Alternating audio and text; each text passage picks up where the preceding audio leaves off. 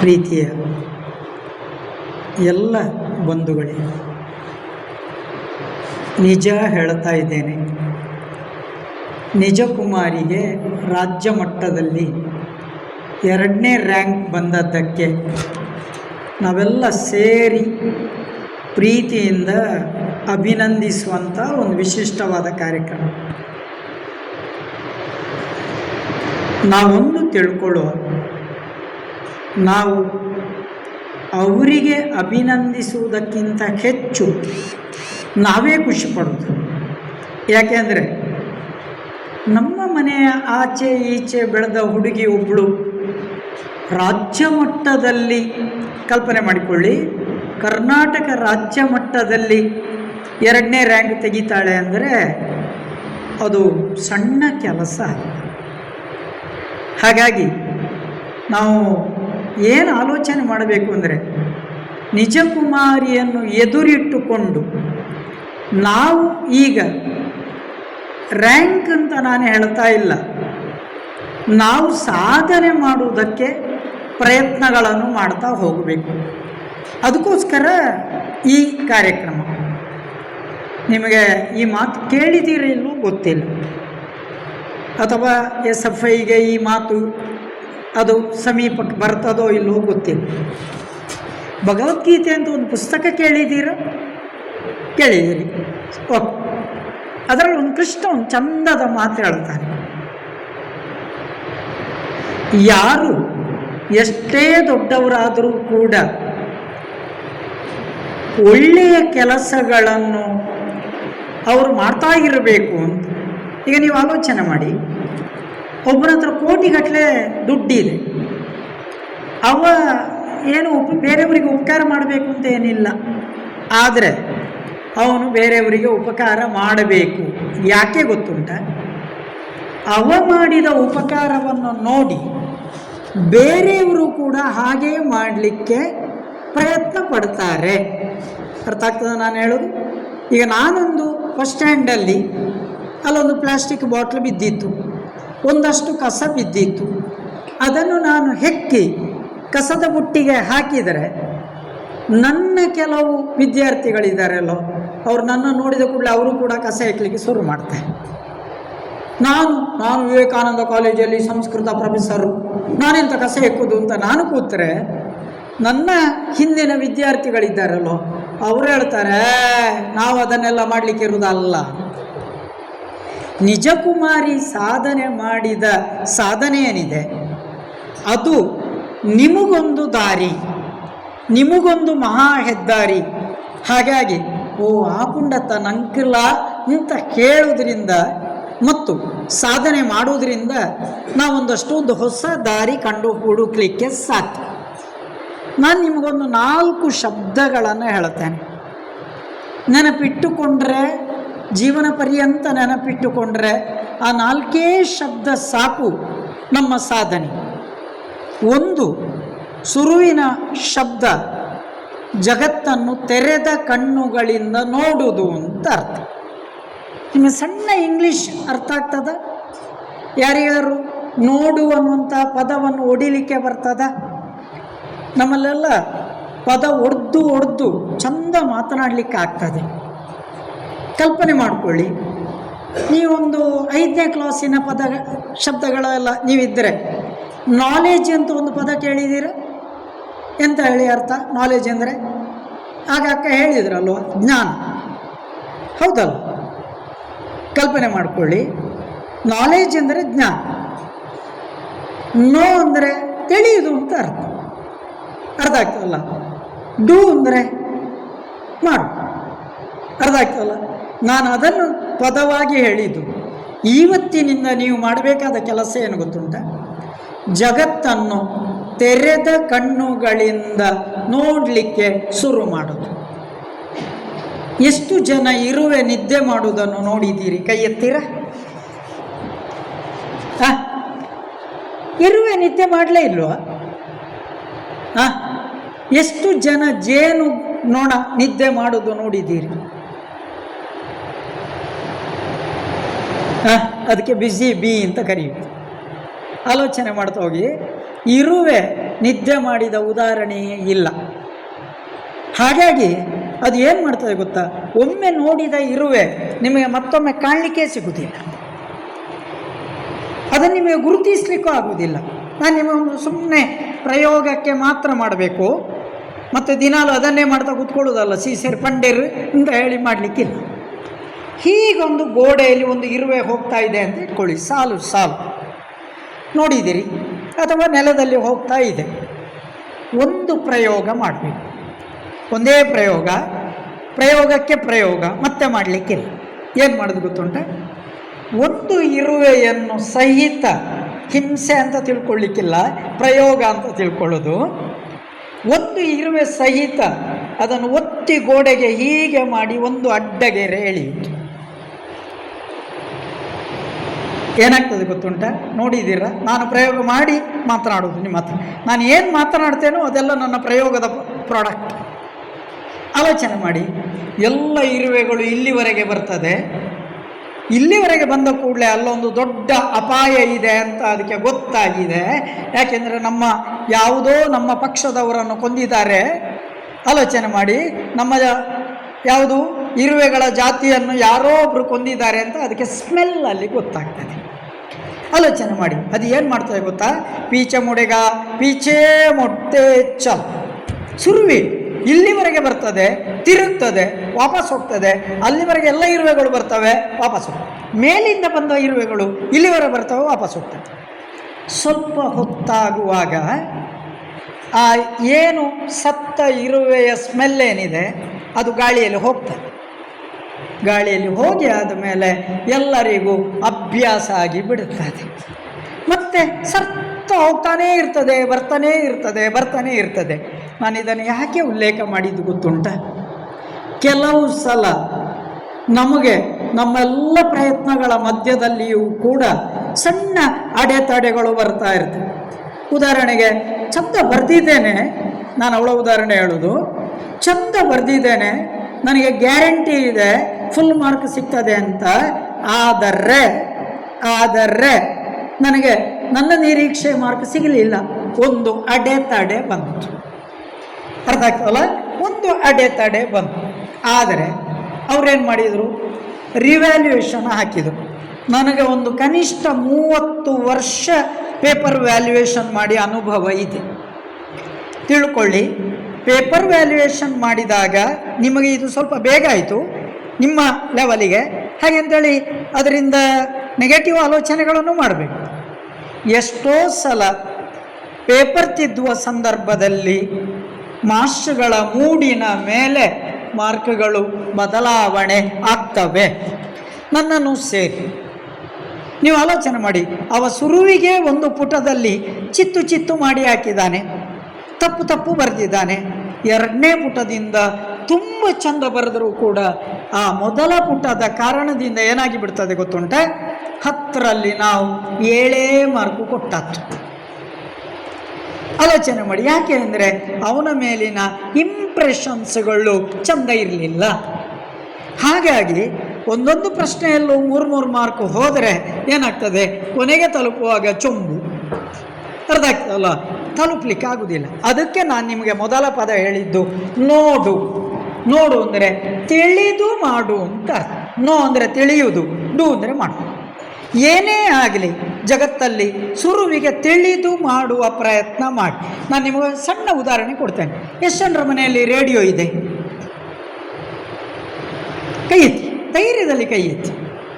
ಸಖತ್ತ hot ಮಗ ಕೇಳ್ತಾ ಇದ್ದ ದಿನಗಳು ಮರ್ತೋಯ್ತಾ? ರೇಡಿಯೋ ಇಲ್ಲೋ ಮನೆಯಲ್ಲಿ? ಓಕೆ, ನಮ್ಮ ಒಂದು ಕಾಲಕ್ಕೆ ನೆನಪು ಮಾಡ್ಕೊಳ್ಳಿ, ನಿಮ್ಮ ಅಮ್ಮಂದಿರೋ ಅಜ್ಜಿಯಂದಿರೋ ಇಡೀ ಬೀಡಿ ಕಟ್ಟಿದ್ದು ರೇಡಿಯೋದ ಪದ್ಯ ಕೇಳ್ತಾ. ಆ ರೇಡಿಯೋ ಕೊಟ್ಟ ಜೀವನ ನಮಗೆ ಇವತ್ತು ಟಿ ವಿ ಕೊಡ್ತಾ ಇಲ್ಲ, ನಮ್ಮ ಮೊಬೈಲ್ ಕೊಡ್ತಾ ಇಲ್ಲ. ಆಲೋಚನೆ ಮಾಡ್ತಾ ಹೋಗಿ, ಸಾಧ್ಯ ಆದರೆ ಮನೆಯಲ್ಲಿ ಒಂದು ಪಾಠ ಪೆಟ್ಟಿಗೆ ತಂದಿಟ್ಟುಕೊಳ್ಳಿ. ತುಂಬ ಜೀವನದ ಪಾಠ. ಪುರುಸೊತ್ತಿದ್ದಾಗ ನನಗೆ ನೆನಪಿದೆ, ಬುಧವಾರ ಯಕ್ಷಗಾನ ಬರ್ತಾ ಇತ್ತು. ಆ ಯಕ್ಷಗಾನ ಕೇಳಿದ್ರಿಂದ ಎಷ್ಟೋ ಕಥೆಗಳು ನಮಗೆ ಗೊತ್ತಾದ. ಹಾಗೆಂತ ನೆನಪಿಟ್ಕೊಳ್ಳಿ, ರೇಡಿಯೋ ಆಫ್ ಮಾಡಿದ್ದು ಬೆಳಗ್ಗೆ, ಯಾಕೆಂದರೆ ಅದು ಸೀ ಅಂತ ಶಬ್ದ ಮಾಡ್ತಾನೇ ಇತ್ತು. ನಮಗೆ ಬೋಧ ತಪ್ಪಿ ನಿದ್ದೆ ಬಂದಾಗಿತ್ತು. ನಾನು ಹೇಳ್ತಾ ಇರೋ ಉದಾಹರಣೆ ಎಷ್ಟು, ನಿಮ್ಮ ಮನೇಲಿ ಒಂದು ರೇಡಿಯೋ ಇದೆ ಅಂತ ಆಲೋಚನೆ ಮಾಡಿ. ಆ ರೇಡಿಯೋ ಅದರ ಒಳಗೊಂದು ಜಿರಳೆ ಹೋಗಿದೆ. ಕಲ್ಪನೆ ಸಿಗ್ತದೆ? ಜಿರಳೆ, ಕಾಕ್ರೋಚ್, ಮೊನ್ನೆಯ ಸುದ್ದಿಯಲ್ಲಿ ಬಂದ ಕಾಕ್ರೋಚ್ ಅಲ್ಲ ಇದು. ಕಾಕ್ರೋಚ್ ಒಂದು ಜಿರಳೆ ಒಳಗೋಗಿದೆ. ಜಿರಳೆ ಏನು ಮಾಡ್ತದೆ ಗೊತ್ತುಂಟ? ಜಿರಳೆ ಎಲ್ಲೆಲ್ಲಿ ರೇಡಿಯೋದೊಳಗೆ ಜೇನುಮಯಣ ಇರ್ತದೆ, ಸೋಲ್ಡ್ರಿಂಗ್ ಅಂತ ಕರೀತಾರೆ, ಆ ಜೇನುಮಯಣ ಇದ್ದಲ್ಲೆಲ್ಲ ಅದು ಹೋಗಿ ತನ್ನ ಕೆಲಸ ಶುರು ಮಾಡ್ತದೆ.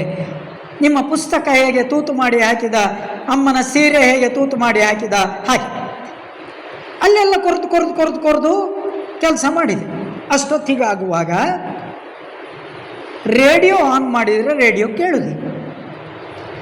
ರೇಡಿಯೋ ಕೇಳುವುದಿಲ್ಲ ಅಂತೇಳಿ ಆದ ಕೂಡಲೇ ನೀವು ಆಲೋಚನೆ ಮಾಡಿ, ನಿಮ್ಮ ಮನೆಯಲ್ಲಿ ಅಮ್ಮ ಅಪ್ಪ ಎಲ್ಲರೂ ಮಾಡಿದ್ದೇನು ಗೊತ್ತುಂಟ?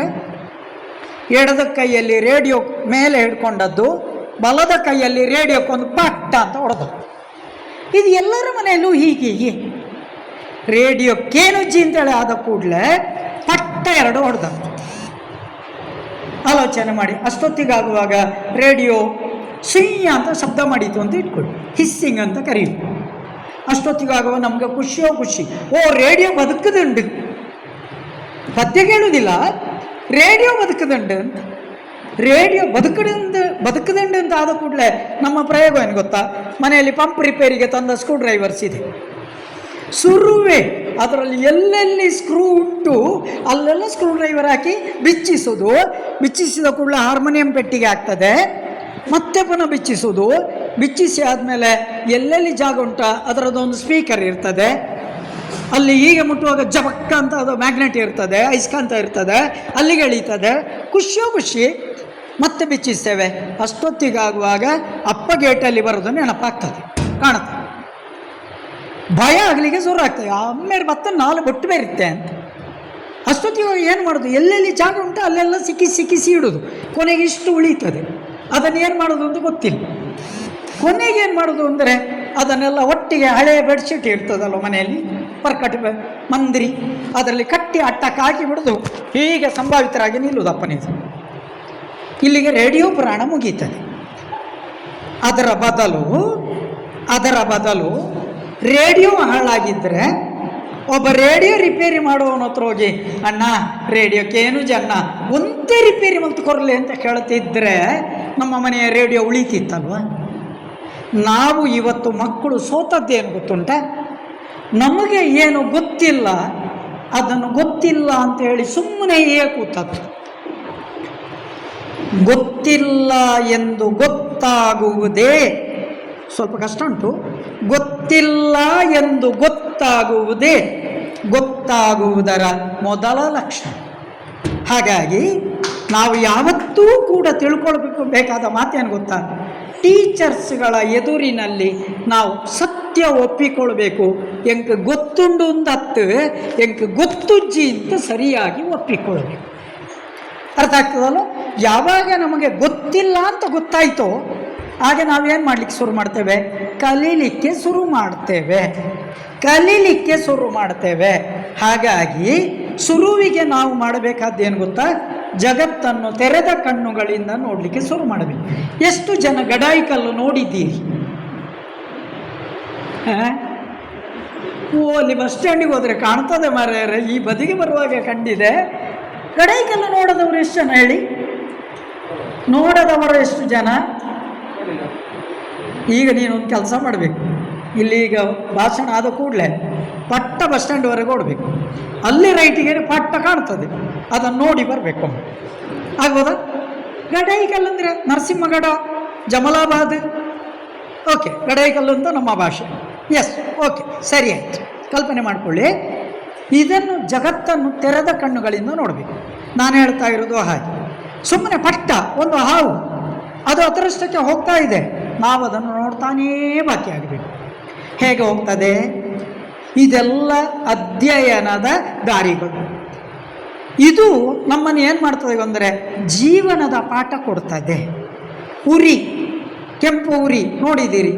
ಅದು ಕಚ್ಚಿದರೆ ಸಾಯುವುದಿಲ್ಲ ನಾವು, ಆದರೆ ಅದರ ವಾಸನೆ ಯಾರಿಗಾದೀತು? ಅರ್ಥ ಆಗ್ತದಲ್ಲ? ಅದರ ವಾಸನೆ ಯಾರಿಗಾದೀತು? ಅದು ಭಯಂಕರ ಕೆಟ್ಟದು. ಹಾಗಾಗಿ ಉರಿ ನೋಡಿದ ಕೂಡಲೇ ಅದನ್ನು ಯಾಕೆ ಹಿಂದೆ ಬರೋದು ಅಂದರೆ ಅದರ ಕಚ್ಚುವಿಕೆಗಲ್ಲ, ಅದರ ವಾಸನೆ. ನಾವು ಒಂದು ಬಂಬುಚ್ಚು ಅಂತ ಒಂದಿದೆ ನಮ್ಮ ಬಾಲ್ಯಕ್ಕೆಲ್ಲ, ಕೆಟ್ಟ ವಾಸನೆ. ಕಲ್ಪನೆ ಮಾಡ್ತಾ ಹೋಗಿ, ಇದೆಲ್ಲ ಜೀವನದ ಪಾಠಗಳು. ಸೊ ಜಗತ್ತನ್ನು ಮೊದಲ ಹಂತ ತೆರೆದ ಕಣ್ಣುಗಳಿಂದ ನೋಡಲಿಕ್ಕೆ ಶುರು ಮಾಡಿ. ಯಾವುದೇ ಪುಸ್ತಕ ಸಿಗಲಿ, ಯಾವುದೇ ಪೇಪರ್ ಸಿಗಲಿ, ಅದನ್ನೊಮ್ಮೆ ನೀವು ಮಾಡಬೇಕಾದ್ದೇನು ಗೊತ್ತುಂಟ, ಅದರ ಪುಟಗಳನ್ನು ಬದಲಾಯಿಸುವ ಕೆಲಸ ಮಾಡಬೇಕು. ಇದು ಅಧ್ಯಯನದ ಮೊದಲ ದಾರಿ. ಎಸ್, ಒಂದು ಪೇಪರ್ ಸಿಕ್ಕಿತು, ಓದಬೇಕಾ ಬೇಡವಾ ಅಂತ ಮತ್ತೆ ನಾವು ನಿಘಂಟು ಮಾಡಬೇಕು. ಶುರುವಿಗೆ ಅದನ್ನು ನೋಡಬೇಕು, ತೆರೆದು ನೋಡಬೇಕು, ಅದರಲ್ಲಿ ಚಿತ್ರ ನೋಡಬೇಕು, ಅದರಲ್ಲಿ ವಿಚಿತ್ರಗಳನ್ನು ನೋಡಬೇಕು, ಅದೆಲ್ಲ ಆಯಿತು. ಎರಡನೇ ಹಂತಕ್ಕೆ ಬರುವ, ಈಗ ಎರಡನೇ ಪದ ಯಾವುದು ಗೊತ್ತಾ? ಕೇಳಲಿಕ್ಕೆ ಕಲಿಬೇಕು. ಶುರುವಿಗೆ ನೋಡಲಿಕ್ಕೆ ಕಲಿಬೇಕು, ಎರಡನೇ ಪದ ಕೇಳಲಿಕ್ಕೆ ಕಲಿಬೇಕು.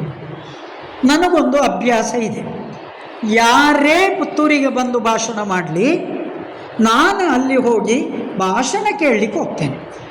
ಅದು BJPಯವರು ಇರ್ಬೋದು, ಕಾಂಗ್ರೆಸ್ನವರು ಇರ್ಬೋದು, ಕಮ್ಯುನಿಸ್ಟರು ಇರ್ಬೋದು, ಅಲ್ಲ ಯಾವುದೋ ಒಂದು ಪಂಥದವರು ಇರ್ಬೋದು, ನಾನು ಭಾಷಣ ಕೇಳಲಿಕ್ಕೆ ಹೋಗ್ತೇನೆ.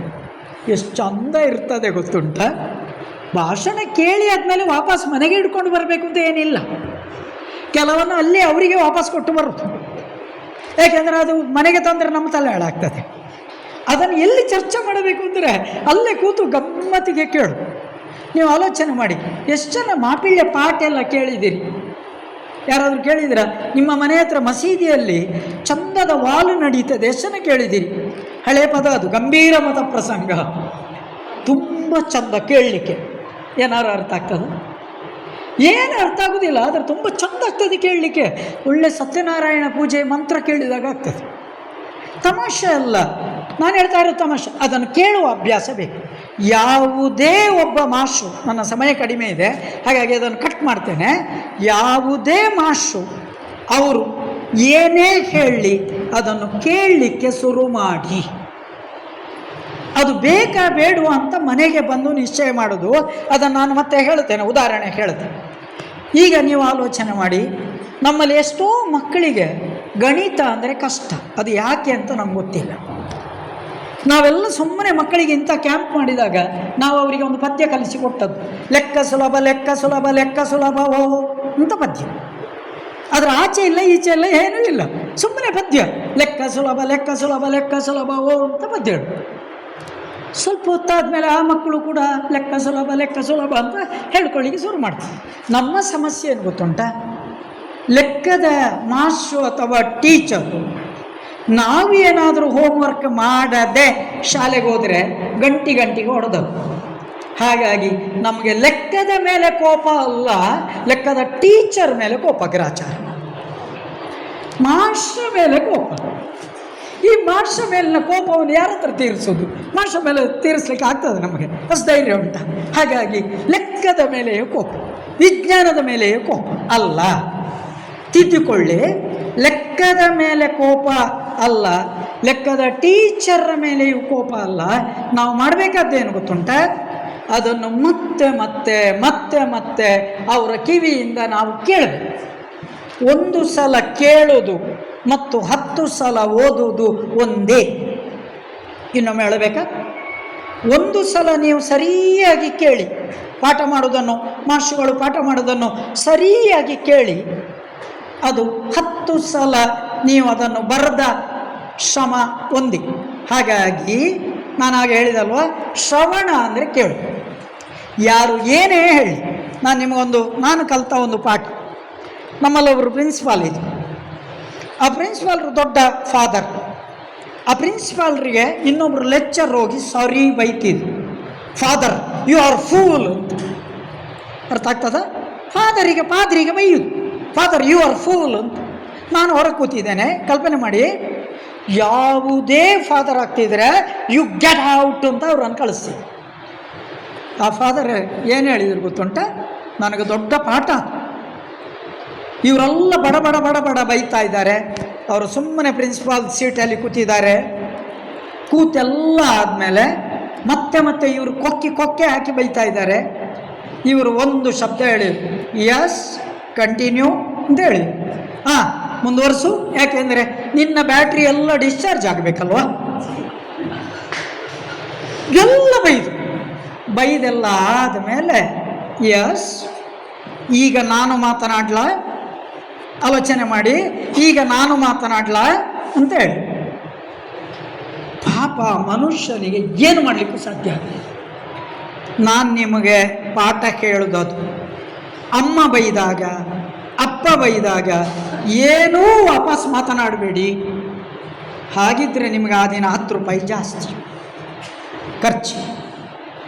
ಅದೇ ನೀವೆಲ್ಲಾದರೂ ಕೂಡ ಪೆದಂಬ ಮಾತಾಡಿದ್ರ, ನೀವು ಸೇರಿ ನೀವೆಲ್ಲ ಅಪ್ಪ ಅಮ್ಮನ ಹತ್ರ ದುಡ್ಡು ಕೇಳಿದಾಗ ಅವ್ರು ನೀ ಇಜ್ಜಿ ಮಗ ಸಂಬಳ ಆತುಜಿ ಅಂತ ಕೇಳಿದರೆ ಏನು ಹೇಳಿದ್ದು ಗೊತ್ತುಂಟ?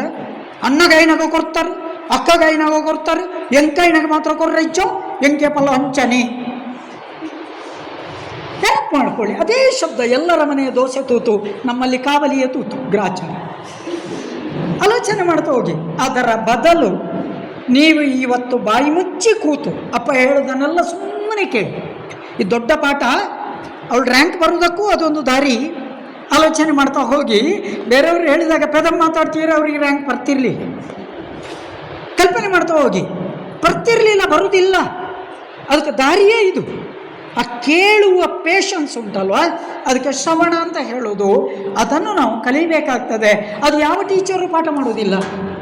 ಟೀಚರ್ ಸಬ್ಜೆಕ್ಟನ್ನು ಪಾಠ ಮಾಡೋದು, ನಾವು ಬದುಕುವ ಪಾಠವನ್ನು ನಾವು ಕೇಳು. ಹಾಗಾಗಿ ನೀವು ಮಾಡಬೇಕಾದ ಒಳ್ಳೆಯ ಕೆಲಸ ಅಂದರೆ ಇವತ್ತಿನಿಂದ ಸ್ವಲ್ಪ ಕೇಳುವ ಅಭ್ಯಾಸ ಮಾಡಿ. ಗ್ರಾಚಾರ ಏನು ಗೊತ್ತುಂಟ? ಕೊರೋನಾ ಬಂದ ಮೇಲೆ ನಮ್ಮ ಮಕ್ಕಳು ಕಳ್ಕೊಂಡ ದೊಡ್ಡ ನಷ್ಟ ಅಂದರೆ ದೊಡ್ಡ ಸಂಪತ್ತು ಯಾವುದು ಅಂದರೆ ಅವರಿಗೆ ಇವತ್ತು ಕೇಳಲಿಕ್ಕೆ ಆಗ್ತಾ ಇದೆ. ಈಗ ನೀವು ಆಲೋಚನೆ ಮಾಡಿ. ನಾನು ಈಗ ಮಾತನಾಡಿ ಇನ್ನೊಂದು ಸ್ವಲ್ಪ ಹೆಚ್ಚು ಮಾತಾಡ್ತಾ ಹೋದರೆ ಭಯಾ ಅಂತ ಮಾಡ್ತೀವಿ. ಯಾಕೆ ಮಾಡ್ತೀವಿ ಗೊತ್ತುಂಟ? ನಾವೆಲ್ಲ, ನೀವು ಆಲೋಚನೆ ಮಾಡಿ, ನನ್ನ ಬಾಲ್ಯದ ಕಾಲಕ್ಕೆ ನಮಗೆಲ್ಲ 1 ಗಂಟೆ ಪೀರಿಯಡ್ ಇತ್ತು. ನಿಮ್ಮ ಕಾಲಕ್ಕಾಗುವಾಗ 45 ನಿಮಿಷಕ್ಕೆ ಇಳಿಯಿತು. ಈಗ ಅದು 20 ನಿಮಿಷ ಮಾಡಿದರೂ ನಿಮಗೆ ತಡ್ಕೊಳ್ಳಿಕ್ಕೆ ಆಗ್ತಾ ಇಲ್ಲ.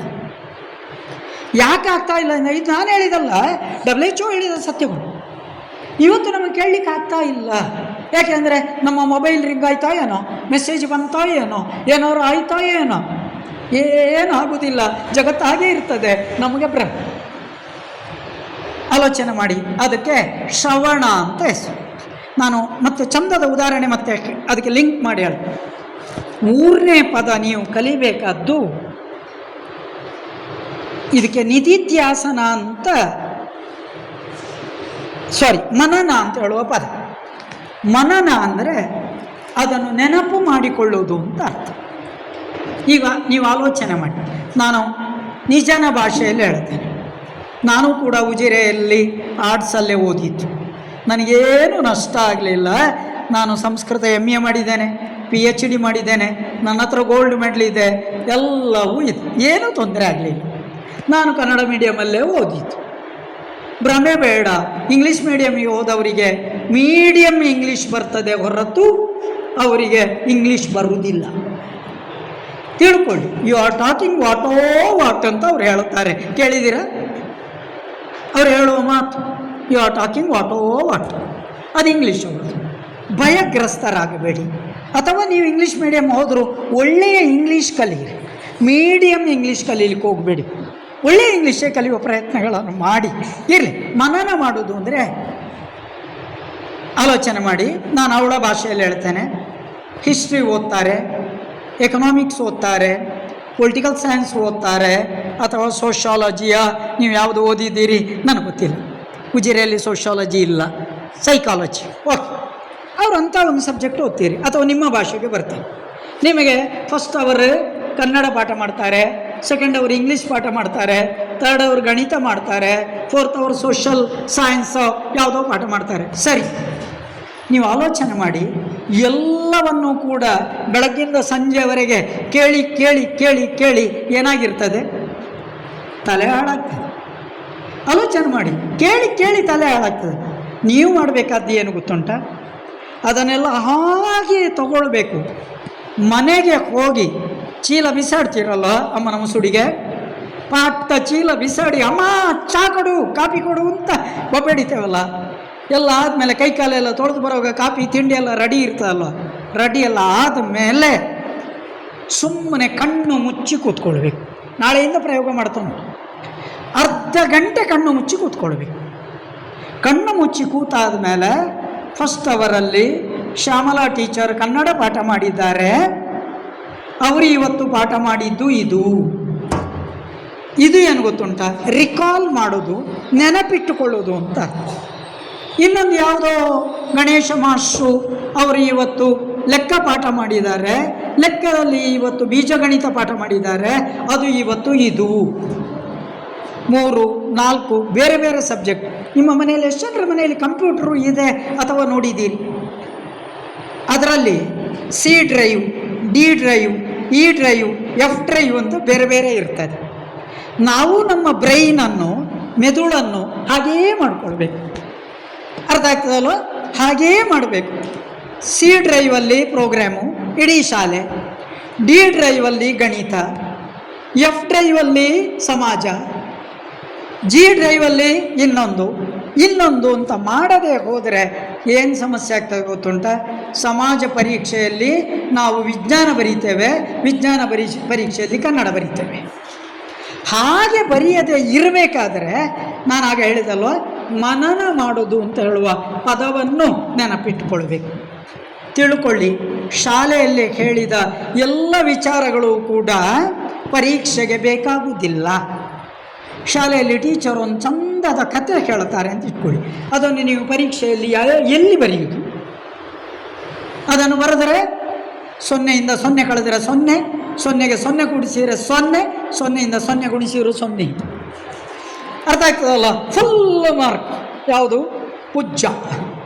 ಅದು ಬರಬಾರದಲ್ವ ನಮಗೆ? ಅದರ ಎದುರಿನಲ್ಲಿ 0 ಬಂದು ಒಂದು ಬರಬೇಕಲ್ವ? 100ರಲ್ಲಿ 100 ಬರಬೇಕಲ್ವ? ಬರಬೇಕಾದ್ರೆ ಸುರುವಿಗೆ ಈ ಸಾರ್ಟ್ ಮಾಡುವ ಕೆಲಸ, ಪಾಲುಪಟ್ಟಿ ಮಾಡುವ ಕೆಲಸ ಮಾಡಬೇಕು. ಆನೆ ತಿಂದಾಗೆ ತಿನ್ನಬಾರ್ದು. ಅರ್ಥ ಆಗ್ತದ? ನೀವು ಸುಬ್ರಹ್ಮಣ್ಯಕ್ಕೋ ಧರ್ಮಸ್ಥಳಕ್ಕೆ ಹೋದರೆ ಅಲ್ಲಿ ಏನು ಮಾಡ್ತಾರೆ ಗೊತ್ತುಂಟ? ಇಷ್ಟು ಅನ್ನಕ್ಕೊಂದಷ್ಟು ಸಾಂಬಾರು, ಆಮೇಲೆ ಎಂಥದೋ ಪಲ್ಯ, ಎಂಥದೆಲ್ಲ ಹಾಕಿ ಹೀಗೆ ಮಾಡಿರು ಆನೆ ಬಾಯಿಗೆ ಬಿಸಾಡಿತು. ಅದಕ್ಕೆ ಆನೆಗೇನು ಗೊತ್ತು? ಅಥವಾ ನಿಮ್ಮ ಮನೆಯ ಸೌಟಿಗೇನು ಗೊತ್ತು? ಅದು ಪಾಯಸವ, ಅದು ಸಾರ, ಸಾಂಬಾರ? ಸೌಟಿಗೆ ಗೊತ್ತಿರುವುದಿಲ್ಲ. ಯಾವುದಕ್ಕೆ ಮುಳುಗಿಸ್ತೀರಿ ಅದು ಅದನ್ನು ಹಾಕ್ತದೆ. ಹಾಗೆ ಊಟ ಮಾಡಲಿಕ್ಕುಂಟ?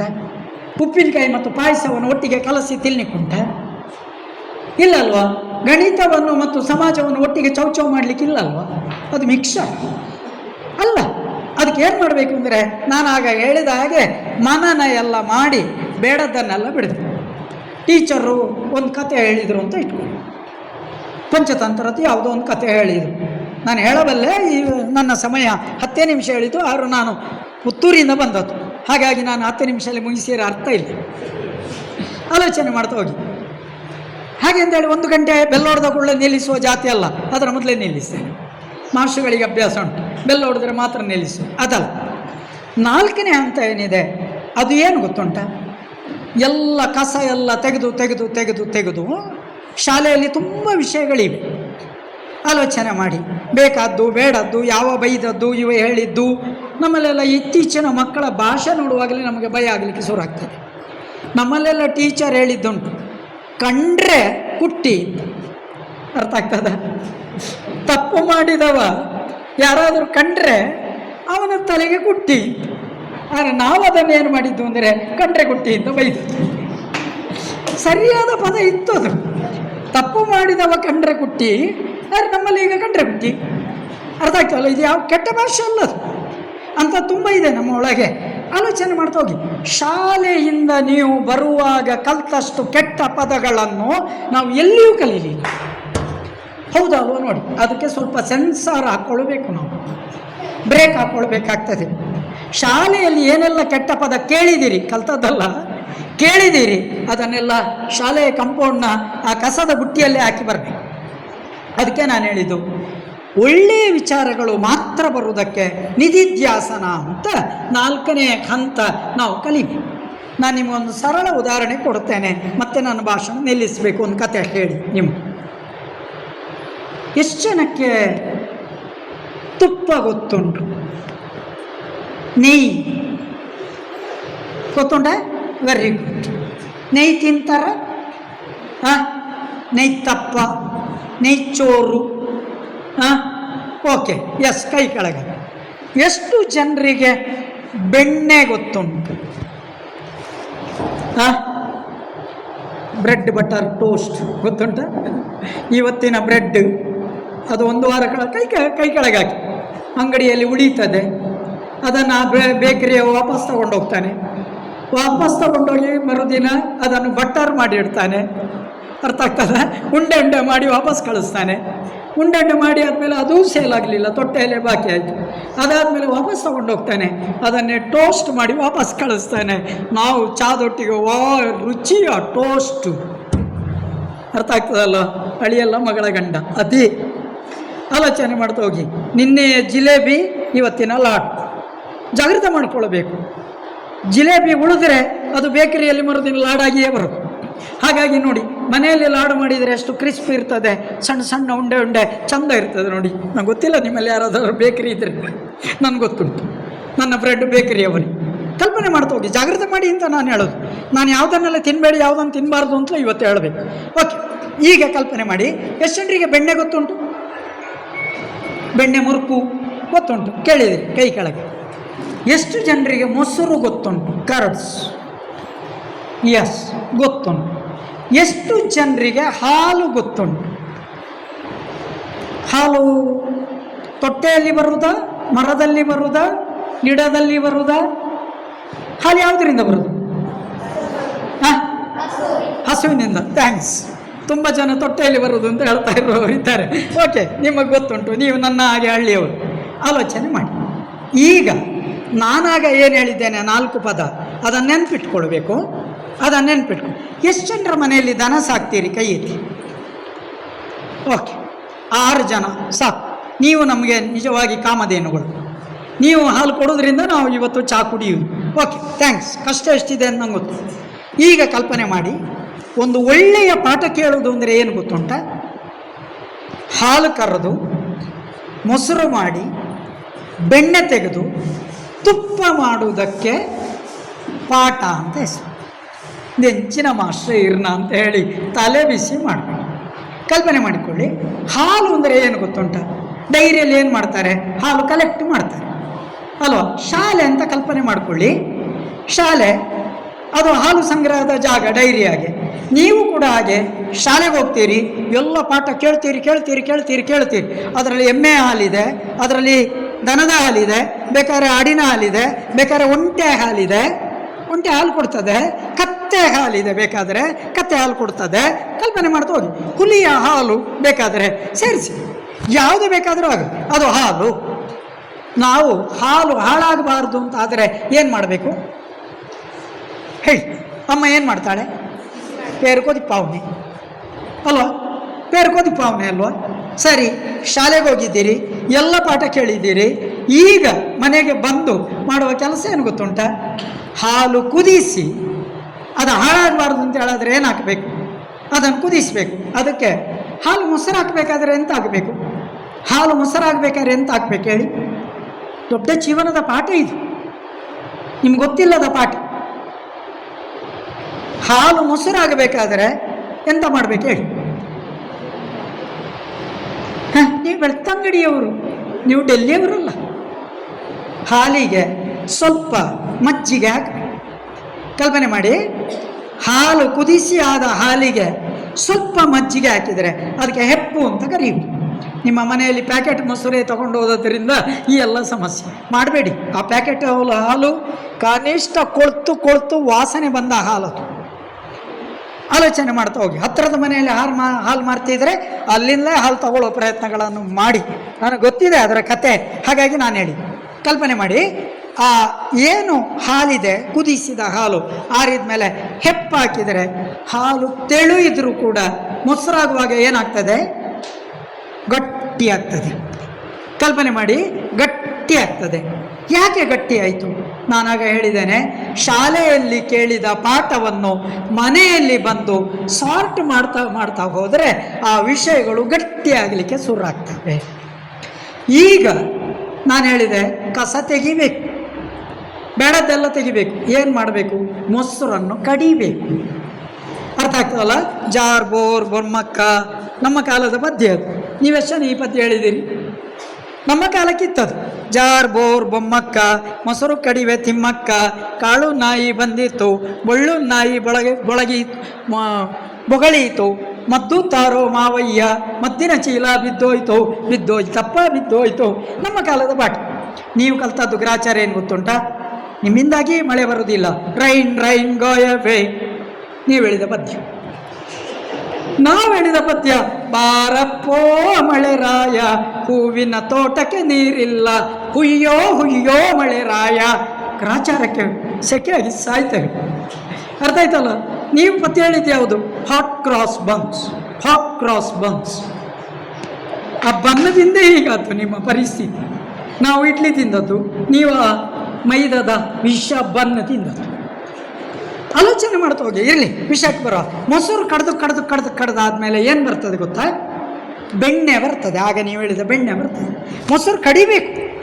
ನಾನಾಗ ಹೇಳಿದೆ ಅಲ್ವಾ, ಸಮಾಜ, ವಿಜ್ಞಾನ, ಗಣಿತ ಅಂತೇಳಿ ಎಲ್ಲವನ್ನು ಕಡ್ದಾದಾಗ ಸಮಾಜ ಬೇರೆ, ವಿಜ್ಞಾನ ಬೇರೆ, ಗಣಿತ ಬೇರೆ ಆಗ್ತದೆ. ಅದೆಲ್ಲ ಆದಮೇಲೆ ಬೆಣ್ಣೆ ಹಾಗೇ ಇಟ್ಟರೆ ಏನಾಗ್ತದೆ? ವಾಸನೆ ಬರ್ತದೆ. ಅದಕ್ಕೋಸ್ಕರ ಬೆಣ್ಣೆಯನ್ನು ಕುದಿಸೋದುಂಟಲ್ವ, ಅದು ನಿಜವಾದ ವಿದ್ಯೆ.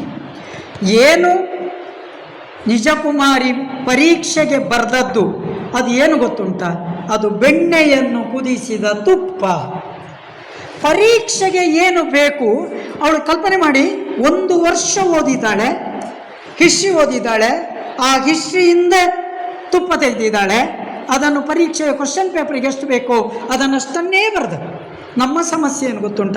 ನಮಗೆ ಗೊತ್ತಿದ್ದದನ್ನೆಲ್ಲ ಈ ಗೌರ್ಮೆಂಟ್ ಬಸ್ಸಲ್ಲಿ ಹೋಗೋರು ಕೆಲವು ಸಲ ಬಸಾಕ ಅಂತ ಕಕ್ಕುತ್ತಾರಲ್ವ, ಹಾಗೆ ಗೊತ್ತಿದ್ದದ್ದು ಗೊತ್ತಿಲ್ಲದ್ದು ಎಲ್ಲ ಕಕ್ಕಿ ಬಿಡೋದು ಆನ್ಸರ್ ಪೇಪರಿಗೆ.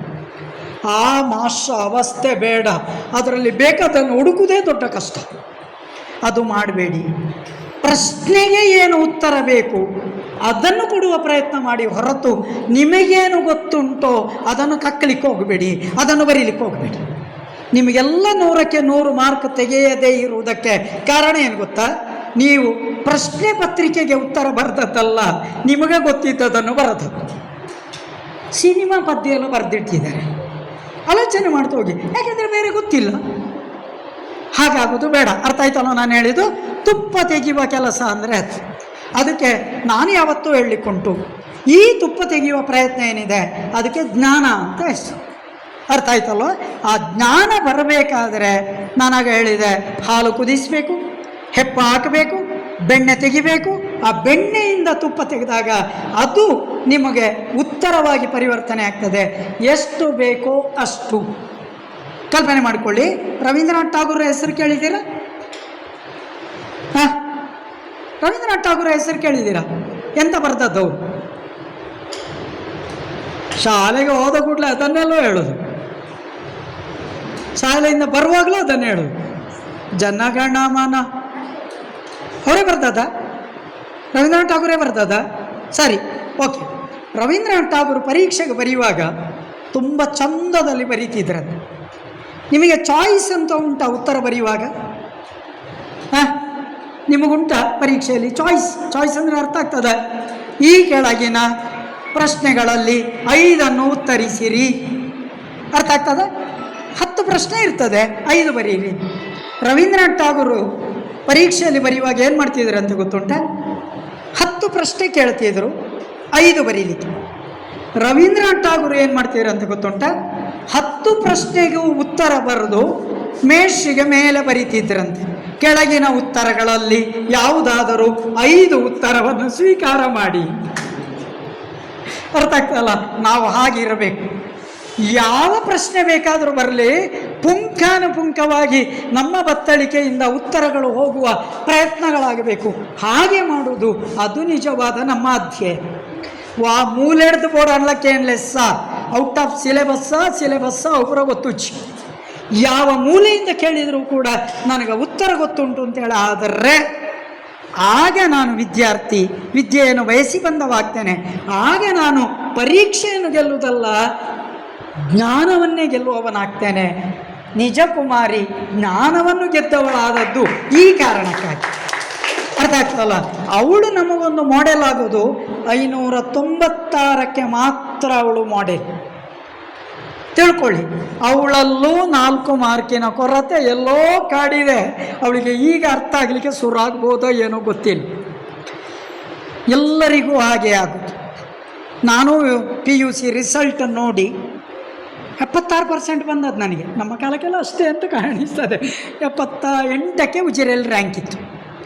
ಆಲೋಚನೆ ಮಾಡಿ, ನಾನು ಹೋಗಿ ನೋಟಿಸ್ ಬೋರ್ಡ್ ನೋಡಿ ಸಂಶಯ ಆಗಿ ಎನ್ನನೇ ಮಾರ್ಕ ಅಂತ ವಾಪಸ್ ನೋಡಿ ಗೇರುಗಟ್ಟೆಯವರೆಗೆ ವಾಪಸ್ ಹೋಗಿದ್ದೇನೆ. ನನ್ನ ಮನೆ ಇಳದಿಲ್ಲ. ಗೇರುಗಟ್ಟೆ ಹೋಗುವಾಗ ಸಂಶಯ ಬಂತು, ಇದು ನಂದು ಮಾರ್ಕ್ ಇರಲಿಕ್ಕಿಲ್ಲ ಅಂತ. ಓದಿದ್ದೇನೆ, ಚಾಲೆಂಜ್ ಮಾಡಿ ಓದಿದ್ದೇನೆ. ವಾಪಸ್ ಉಜಿರೆಗೆ ಹೋಗಿ ನೋಟಿಸ್ ಬೋರ್ಡ್ ಮತ್ತೊಬ್ಬನನ್ನು ಕರ್ಕೊಂಡು ಎನ್ನ ಮಾರ್ಕ್ ಬನ್ನಿ ಎಲ್ಲ ಬರ್ಕೊಂಡು ನಿನ್ನೆ ಧೈರ್ಯದೊಳಗೆ ಅಪ್ಪನ ಹತ್ರ ಹೇಳಿ. ಸಂಶಯ ಬರ್ತದೆ ನಮಗೂ ಕೂಡ. ಅವಳಿಗೆ ಸಂಶಯ ಇರಲಿಲ್ಲ, ಅವಳಿಗೆ ಪರ್ಫೆಕ್ಟ್ ನಾಲೆಜ್ ಇತ್ತು. 593 ಬಂದಾಗ ಇದು ನನ್ನ ಮಾರ್ಕ್ ಅಲ್ಲ, 596 ಅಥವಾ ಹೆಚ್ಚು ನನ್ನ ಮಾರ್ಕ್ ಅಂತ ಪರ್ಫೆಕ್ಟ್ ನಾಲೆಜ್ ಇದ್ದದ್ರಿಂದ ಅವಳಿಗೆ ಸಾಧ್ಯ ಆಯಿತು, ರಿವ್ಯಾಲ್ಯೂಯೇಷನ್ ಸಾಧ್ಯ ಆಯಿತು. ಈಗ ನಾವು ಮಾಡಬೇಕಾದ್ದು ಅದೇ. ಯಾವ ಗುರಿ ಅಂದರೆ, ನಮ್ಮ ಗುರಿ ಅಟ್ಮೋಸ್ಟ್ ಔಟ್ ನಮ್ಮ ಗುರಿ ತಲುಪುವುದು ಎಲ್ಲಿಯೋ ಗೊತ್ತಿಲ್ಲ, ನಾವೇನು ಹೇಳಲಿಕ್ಕಾಗೋದಿಲ್ಲ. ಆ ಪ್ರಯತ್ನ ಮಾಡೋದಕ್ಕೆ ನೀವೆಲ್ಲ ಇವತ್ತಿನಿಂದ ನಾಳೆ ನಿಮಗೆ ಶಾಲೆ ಶುರು. ಈ ಸಲದ ಶಾಲೆಗೆ ಹೋಗುವ ಸ್ಟೈಲೇ ಬೇರೆ ಆಗಬೇಕು. ಈ ಸಲದ ಶಾಲೆ ಅಧ್ಯಯನದ ಶಾಲೆ ಆಗಬೇಕು, ಜ್ಞಾನದ ಶಾಲೆ ಆಗಬೇಕು. ಹಾಗೆ ಅಂತ ತಿರುಗಾಡೋದನ್ನು ಬಿಡಬೇಡಿ. ಸಂತೆಗೂ ಹೋಗಬೇಕು, ಜಾತ್ರೆಗೂ ಹೋಗಬೇಕು. ಕೂಡಿದರೆ ಸರ್ ಹತ್ರ ಹೇಳಿ, ಈ ಹುಡುಗನ ಹತ್ರ ಹೇಳಿ, ನಾಳೆ ಗಡಾಯಿಕಲ್ಲು ಓಪನ್ ಆಗ್ತದೆ, ಕೂಡಿದರೆ ಇಷ್ಟು ಮಕ್ಕಳನ್ನು ಒಮ್ಮೆ ಗಡಾಯಿಕಲ್ಲಿಗೂ ಕರ್ಕೊಂಡು ಹೋಗಿ ಸರ್. ಯಾರಾದರೂ ಎಷ್ಟು ಜನ ಹೋಗಿದ್ದೀರಿ ಗಡಾಯಿಕಲ್ಲಿಗೆ? 1 2 3 ಸಾಲದು. ಇಷ್ಟೂ ಜನವು ಗಡಾಯಿಕಲ್ಲಿಗೆ ಹೋಗ್ಬೇಕು. ನಾನು ಬಂಡಾಜೆಗೆ ಹೋಗಿದ್ದೇನೆ, ಕಾಣ್ತದ? ಎಷ್ಟು ಜನ ಬಂಡಾಜೆ ಜಲಪಾತ ನೋಡಿದ್ದೀರಿ? ಇಲ್ಲಿ ಲಾಯ್ಲಕ್ಕೆ ಹೋದರೆ ಒಂದು ಆಚೆಯಿಂದ ಉದ್ದದೊಂದು ಬೆಳ್ಳಿಗೆರೆ ಕಾಣ್ತದೆ. ಉಜಿರೆ ಕಾಲೇಜಲ್ಲಿ ನಮಗೆ ಪಾಠ ಬೋರಾದರೆ ಮೆಲ್ಲ ತಿರುಗಿ ಅದನ್ನೇ ನೋಡಿ ಆಲೋಚನೆ ಮಾಡ್ತಾ ಹೋಗಿ. ಉಜಿರೆ ಕಾಲೇಜಿಗೆ ಚಂದ ಕಾಣಿಸ್ತದೆ. ಗಡಾಯಿಕಲ್ಲು, ಬಂಡಾಜೆ ಜಲಪಾತ, ಮೇಲೆ ಇರುವ ಬಲ್ಲಾಳರಾಯನ ದುರ್ಗ, ಅದೆಲ್ಲ ತುಂಬ ಚಂದದ ಜಾಗಗಳು. ಬಿಡಬೇಡಿ. ಬೆಳ್ತಂಗಡಿ ತಾಲೂಕಲ್ಲಿ ಹುಟ್ಟಿದ ಮೇಲೆ ಇದನ್ನೆಲ್ಲ ಎಂಜಾಯ್ ಮಾಡ್ತಾ ಹೋಗಬೇಕು. ಆಗ ಜೀವನದ ದೊಡ್ಡ ಪಾಠ ಆಗ್ತದೆ. ಎಂಥ ಕಷ್ಟ ಬಂದರೂ ಎದುರಿಸಲಿಕ್ಕೆ ಆಗ್ತದೆ. ಅದನ್ನು ಟ್ರೈ ಮಾಡಿ ಅಂತ ಹೇಳ್ತಾ ನಾನು 2 ಪದ ಹೇಳೋದು ನಿಮಗೆ. ಇವತ್ತಿನಿಂದ ನಿಮಗೆ ನಂಬಿಕೆ ಉಂಟೋ ಇಲ್ಲೋ ಅದೆಲ್ಲ ಪ್ರಶ್ನೆ. ನಾನು ದೇವರಿದ್ದರೆ ನನ್ನ ನಂಬಿಕೆಯಲ್ಲಿ ನಾನು 2 ಕೇಳೋದು, ದೇವರೇ ನನಗೆ ಆನೆ ಕೊಡಿ. ಯಾರಿಗಾರು ಪ್ರಶ್ನೆ ಬರ್ತದ? ಸರ್ ಅಲ್ಲಿ ಆನೆ ಬಂದಿದೆ ಅಂತೆ, ಅಡಿಕೆ ತೋಟ ಎಲ್ಲ ನಾಶ ಮಾಡಿದಂತೆ, ಅವನನ್ನು ಮೆಟ್ಟಿಗೊಂದಿದೆ ಅಂತೆ. ನನ್ನದು ಅದಲ್ಲ. ಆ ಅಂದರೆ ಆರೋಗ್ಯ, ನೇ ಅಂದರೆ ನೆಮ್ಮದಿ. ದೇವ್ರ ಹತ್ರ ನಂಬಿಕೆ ಇದ್ದರೆ ಕೇಳಬೇಕಾದ್ದು 2 ಪದ, ಆರೋಗ್ಯ ಮತ್ತು ನೆಮ್ಮದಿ. ಅರ್ಥ ಆಗ್ತದಲ್ಲ? ಆರೋಗ್ಯ ಅಂದರೆ ಏನು? ಬೇರೆಯವರ ಹತ್ರ ನಟ್ಟದೆ ಇಡ್ಲಿ ಕೊರಿಯಾ, ಒಂತೆ ಉಪ್ಪು ಕೊರಿಯಾ ಇಲ್ಲ, ತಾಕತ್ತಲ್ಲಿ ಬದುಕು. ಇವತ್ತು ರಾತ್ರಿ ನಾನು ನನ್ನ ಮನೆ ಚಾಪೆ ಹೋಗಿ ಬಿದ್ದ ಮೇಲೆ ನೆಮ್ಮದಿಯಿಂದ ನಿದ್ದೆ ಬಂದರೆ, ರಾತ್ರಿ ಕಾಳಿಂಗ ಬಾರದೆ, ಹುಲಿ ಬಾರದೆ, ಭೂತ ಬಾರದೆ, ಪ್ರೇತ ಬಾರದೆ ನಿದ್ದೆ ಬಂದರೆ ಅದಷ್ಟು ನೆಮ್ಮದಿ ಜಗತ್ತಲ್ಲಿ ಬೇರೆ ಯಾವುದೂ ಇಲ್ಲ. ಶ್ರೀಮಂತರಿಗೆ ಆ ನೆಮ್ಮದಿ ಇಲ್ಲ, ನಮಗಿರುವ ನೆಮ್ಮದಿ ಅವರಿಗಿಲ್ಲ. ಆಲೋಚನೆ ಮಾಡಿ. ಯಾಕೆ ಅಂದರೆ ಅವ್ರ ಹತ್ರ ಜನ ಜೇಬು ತುಂಬ ಹಣ ಇದೆ. ನಮ್ಮ ಹತ್ರ ಅದು ಇಲ್ಲದೇ ಇರುವುದೇ ಒಂದು ದೊಡ್ಡ ಸುಖ. ಹಾಗಾಗಿ ಆನೆ ಬೇಡಿ ಮತ್ತು ಜ್ಞಾನವಂತರಾಗಿ ಅಂತ ಹೇಳ್ತಾ ಎಲ್ರಿಗೂ ಶುಭಾಶಯಗಳು. ರೀತಿಯ ನಿಜಕುಮಾರಿ ಸಾಧನೆ ಮಾಡಿ, ತುಂಬ ಸಾಧನೆ ಮಾಡಿ, ಮತ್ತು ನಿಮ್ಮ ಅನುಭವ ಏನಿದೆ ಅದನ್ನು ಮಕ್ಕಳೊಟ್ಟಿಗೆ ಆಗಾಗ ಹಂಚಿಕೊಳ್ಳುವ ಪ್ರಯತ್ನಗಳನ್ನು ಮಾಡಿ ಅಂತ ಹೇಳ್ತಾ ನಿಮಗೂ ಶುಭಾಶಯವನ್ನು ಹೇಳ್ತಾ, ಪ್ರೀತಿಯಿಂದ ಕರೆದ ನನ್ನ ಗತಕಾಲದ, ನಾವೆಲ್ಲ ಡಿಗ್ರಿಯಲ್ಲಿ ಒಟ್ಟಿಗೆ ಇದ್ದವು. ಅವರು BCom, ನಾನು BA ಯಲ್ಲಿದ್ದವು ಉಜಿರೆಯಲ್ಲಿ. ಇದೇ ಬೆಳ್ತಂಗಡಿಯಲ್ಲಿ ಗಿರ್ಕಿ ಹೊಡೆದವರು ನಾವು, ಇದೇ ಗಡಾಯಿಕಲ್ಲು ತಿರುಗಿದವರು, ವರ್ಷ ತಿರುಗಾಡ್ತಿದ್ವಿ. ಅದೆಲ್ಲ ಸುಖವನ್ನು ಮತ್ತೆ ನೆನಪು ಮಾಡಿಕೊಟ್ಟ ಎಲ್ರಿಗೂ ಕೃತಜ್ಞತೆಗಳು. ನಮಸ್ಕಾರ.